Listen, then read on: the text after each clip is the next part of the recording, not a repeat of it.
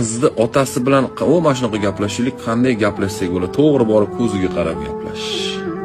Qisqa lo'nda qilib, nimaga o'zingiz keldingiz, uyingizdagilarni olib kelmadingiz desa, bort bersangiz o'zimga bering, uyimdagilar sezmay qolsin, ko'ngli sinmasin degan bo'ldi. Nimangiz bor qizimni baxtli qilishga desa, ishonchim bor, boshqa hech nimani va'da bermayman, chunki hammasini Xudo olib qo'yishi mumkin, lekin ishonchim o'zim bilan degan. Va'da berma.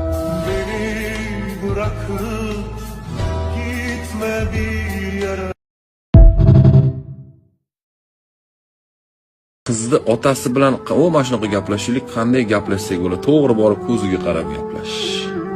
Qisqa lo'nda qilib, nimaga o'zingiz keldingiz, uyingizdagilarni olib kelmadingiz desa, bort bersangiz o'zimga bering, uyimdagilar sezmay qolsin, ko'ngli sinmasin degan bo'ldi. Nimangiz bor qizimni baxtli qilishga desa, ishonchim bor, boshqa hech nimani va'da bermayman, chunki hammasini Xudo olib qo'yishi mumkin, lekin ishonchim o'zim bilan degan. Va'da berma.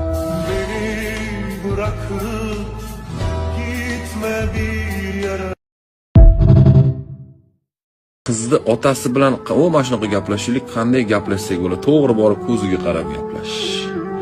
Qisqa lo'nda qilib, nimaga o'zingiz keldingiz, uyingizdagilarni olib kelmadingiz desa, bort bersangiz o'zimga bering, uyimdagilar sezmay qolsin, ko'ngli sinmasin degan bo'ldi.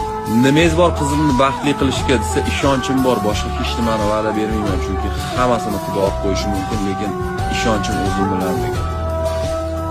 Va'da berma.